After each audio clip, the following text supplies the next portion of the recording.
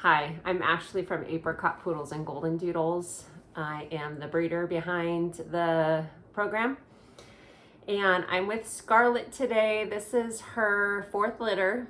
She's not a new time mom and she knows what to do, but every time it's still, she wants you around. So I'm here in the whelping box with her. I kind of wanted to talk to you about what goes into our breeding, the whelping, what we call when dogs have their litters. It's called whelping. And we set up a whole room for this. We set up a bed in there. I sleep in there for 2 weeks because the puppy's eyes and ears are closed still. They're very, very fragile. If they get away from mom and get too cold, they can die. If they don't get out of the way and mom lays on them, they can get smothered. So we do a lot of hands-on here when we have our litters and when it's the first couple weeks. So Scarlett and I started sleeping in this room last night. She went right to nesting in this box. She starts digging like she is making a nest, and then she was sleeping under the bed that I sleep on actually for some of it, but she was up. She was kind of restless. So I knew something had happened. She didn't drop her temperature last night before we went to bed, but I think she's dropped it since. We didn't even check it because she changed her breathing. She's seems to be in more of like an active labor now, and I'll show you her. But first, let me show you our room. So this is one of the few rooms that we do this in. We do have another room, and in this room we have our actual whelping box, which has these pig rails. These are the rails that kind of protect mom from squishing the baby against the side. The puppies can kind of slide underneath safely without being smushed, and so that's why we have those. This is plastic, we can wipe it down, it's better than wood. And then this is my bed where I sleep. We have a entire checklist to keep track of the puppies that are born, when they're born. This is puppy culture. Was there a placenta born? Each puppy has their own placenta. Was there a cleft palate? What position did they come in? The sex, any markings, and so this also helps keep track of time.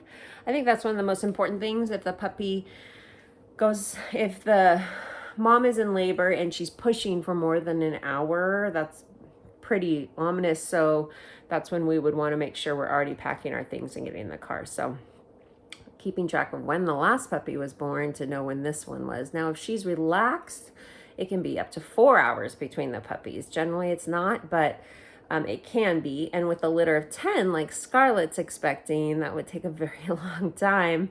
So thankfully, it doesn't usually go that long, but it can. And so we sometimes are catching them and catching another one. And it's weird because I talk to my neighbors, they come over, they play with the puppies, and they have no idea how much work it is and how hands-on I am. I'm going to show you guys. So I have my box of goodies here. I have some that I sterilized. I basically I boil them in water for 10 minutes. I've got my scissors that I cut the umbilical cords with. Before I do that, I clamp them with what's called hemostats on either side, and then I put some betadine on the cord with some cotton balls. I've got my whole kit right here. And then I cut it and I free the puppy from the placenta, and then puppy is out of the sac usually before that and not breathing yet.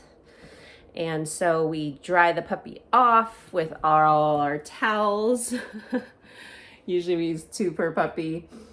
And by then they're breathing usually, but if not, we have little bulb suctions to keep them, to clear out their mouth. We have Deeley suction catheters that clean a little deeper in the throat.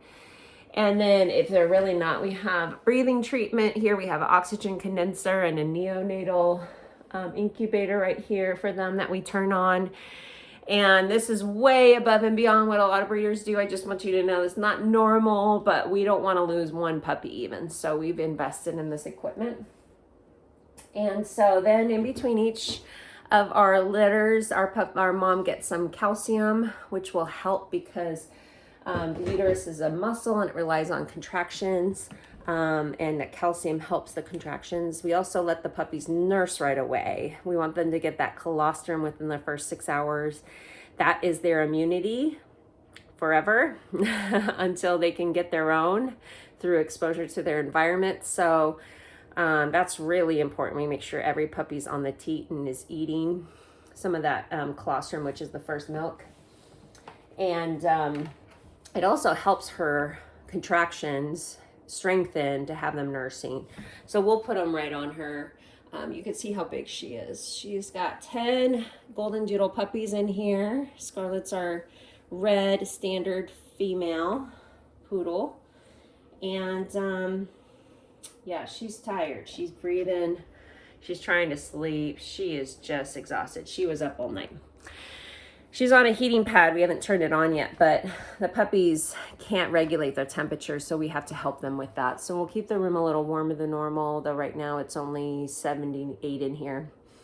And we'll turn that heating pad on, and maybe we'll put the puppies on there in between when she's having them, because we don't want them to get squished, and sometimes she moves around and it's quite messy.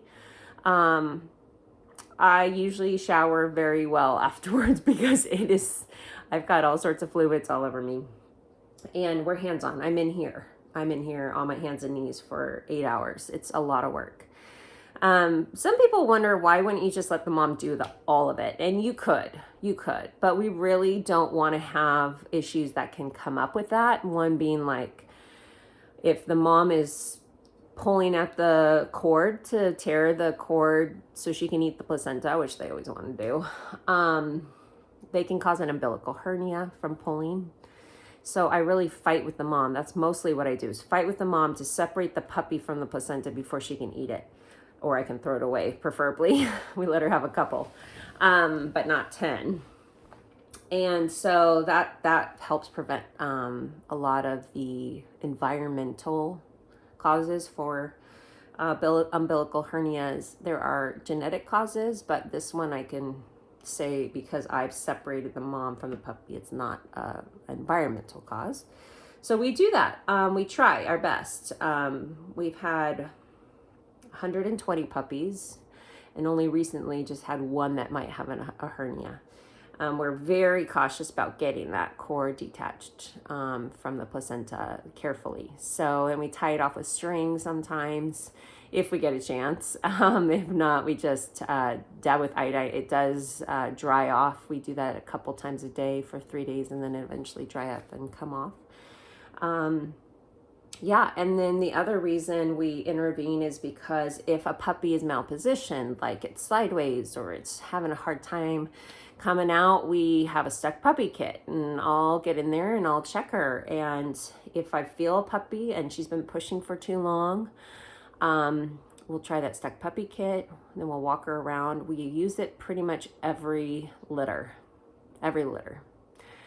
She tends to have problems with the first puppy. The first puppy is always really hard for her to get out. She'll be pushing, she'll be sitting, she'll be holding her breath and pushing, and it's not coming out. And so usually that's when I use my stuck puppy kit.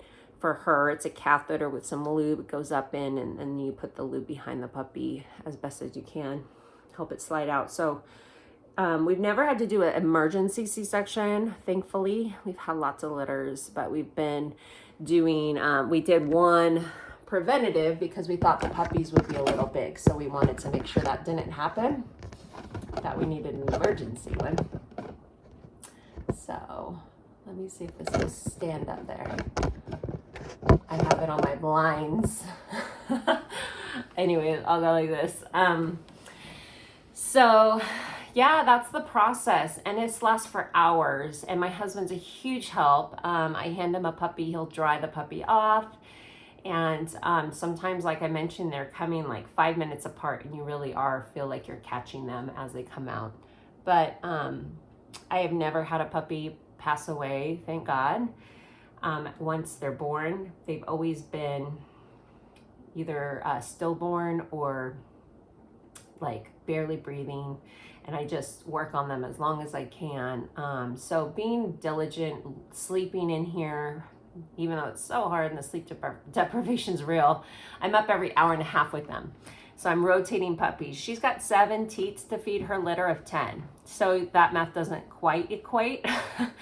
So that means I'm literally between each, on every feeding, which is every hour and a half through the night, I am moving a puppy, in this case it'll be 3 puppies off, and putting those other 3 that aren't drinking on.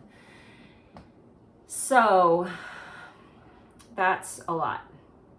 Some people would be like, why don't you just supplement them? Well, puppies don't really love the bottle, or, you know, it doesn't feel the same. So we don't have anything close to that. So they prefer mom, and we want them to get that colostrum, and we want them to get that milk from mom.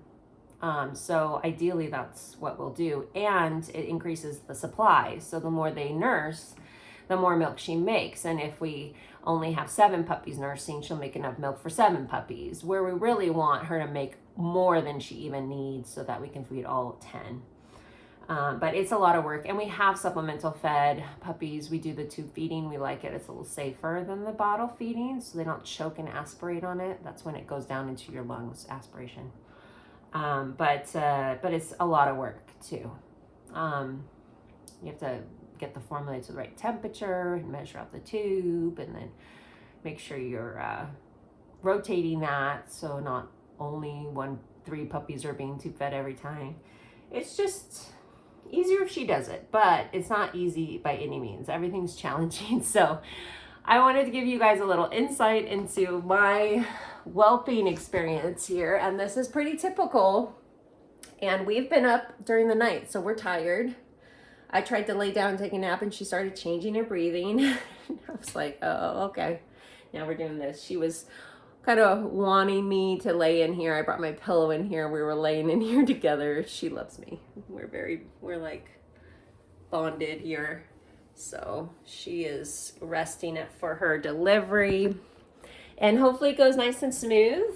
We are very excited for these babies. And we just have a few spots open. So we'll see. As long as everyone's born healthy, we may have 2 spots. So nice chatting with you guys. Thanks.